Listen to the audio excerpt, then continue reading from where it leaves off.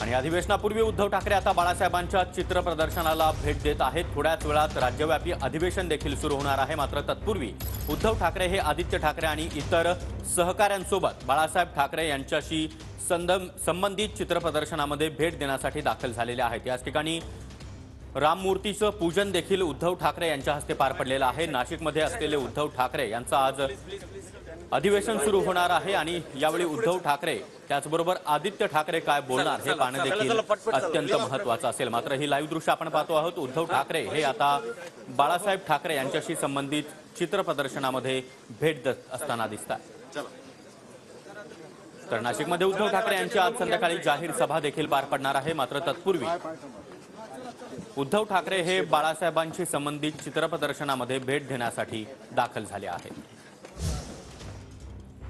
तर ठाकरे गटाचं आज नाशिकमध्ये राज्यस्तरीय अधिवेशन सुरू होत आहे। उद्धव ठाकरे थोड्याच वेळात अधिवेशनामध्ये सहभागी होतील। आजच्या शिबिरामध्ये संघटनात्मक ठराव मांडण्यात येणार आहेत आणि ठाकरे गटाच्या शिबिरामध्ये आज 5 ठराव मांडण्यात येणार असल्याची माहिती आहे। मराठा आरक्षणावरून सरकारच्या निषेधाचा ठराव देखील या अधिवेशनामध्ये मांडण्यात येणार आहे। त्याचबरोबर सातपूरच्या डेमोक्रेसी हॉटेलमध्ये ठाकरे गटाचं हे अधिवेशन पार पडतंय। दरम्यान सायंकाळी 6 वाजता नाशिकमधील गोल्फ क्लब मैदानामध्ये उद्धव ठाकरे यांची जाहीर सभा देखील पार पडणार आहे। आणि या संदर्भात अधिक माहिती देण्यासाठी आमचे प्रतिनिधी योगेश बोरसे सध्या आपल्यासोबत आहेत। योगेश, ठाकरे गटाचं हे अधिवेशन त्याचबरोबर उद्धव ठाकरे यांची जाहीर सभा आणि या अधिवेशनामध्ये काही महत्त्वाचे ठराव देखील मांडण्यात येणार आहे। निश्चितच सागर, शिवसेनेच्या उद्धव बाळासाहेब ठाकरे गटाचं हे राज्यव्यापी अधिवेशन आहे।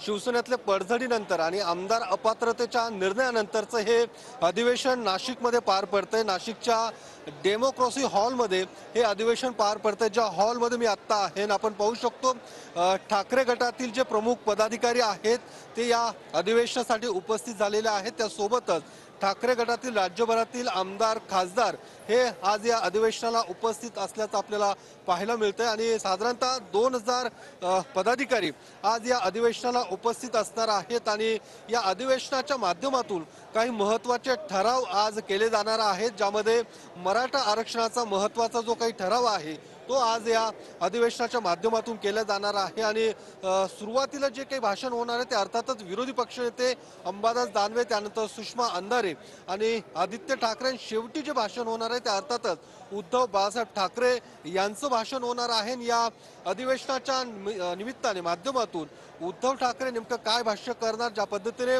गेल्या काही दिवसांपासून ठाकरे गटातल्या पदाधिकाऱ्यांवरती, आमदारांवरती ज्या काही कारवाया सुरू आहेत, ईडीची कारवाई असू दे किंवा एसीबीची कारवाई असू दे, या कारवाई संदर्भात सुद्धा या अधिवेशनामध्ये मंथन केलं जाणार आहे। या कारवायांना नेमकं कसं तोंड द्यायचं या संदर्भात सुद्धा मंथन आजच्या या शिबिराच्या माध्यमातून केले जाणार आहे। आणि आगामी लोकसभा निवडणुकीच्या पार्श्वभूमीवरती या लोकसभा निवडणुकीचं रणशिंग आज या अधिवेशनाच्या माध्यमातून फुंकलं जाणार अशा पद्धतीची माहिती सकाळी संजय राऊत यांनी दिलेली आहे। एकीकडे भाजपने जोरदार तयारी केली असताना दुसरीकडे शिवसेनेच्या ठाकरे गटाने सुद्धा नाशिकमधून लोकसभेची तयारी करायला सुरुवात केलेली आहे। आणि गेल्या 2 दिवसांपासून काल आणि आज उद्धव ठाकरे हे नाशिक दौऱ्यावरती आहेत। काल काळाराम मंदिरामध्ये जाऊन त्यांनी संपूर्ण कुटुंबियांनी महाआरती केली, त्यानंतर गोदा घाटावरती आरती केली आणि त्यानंतर उद्धव ठाकरे यांच्या दौऱ्याचा आजचा हा दुसरा दिवस आहे। अधिवेशनात ते उपस्थित असणार आणि त्यानंतर संध्याकाळी नाशिकच्या अनंत कान्हेरे मैदानावरती उद्धव ठाकरे यांची जाहीर सभा पार पडणार आहे। आणि या जाहीर सभेच्या माध्यमातून लोकसभेसंदर्भात उद्धव ठाकरे नेमकं काय भाष्य करणार, काय नवीन घोषणा करणार हे बघणं महत्त्वाचं असणार आहे। आणि आजच्या या अधिवेशनाच्या माध्यमातून पदाधिकाऱ्यांना नेमका काय संदेश दिला जातो, लोकसभेला काय नेमकी तयारी कशा पद्धतीने करायची या संदर्भात सुद्धा मार्गदर्शन आज उद्धव ठाकरे करण्याची शक्यता आहे। सागर।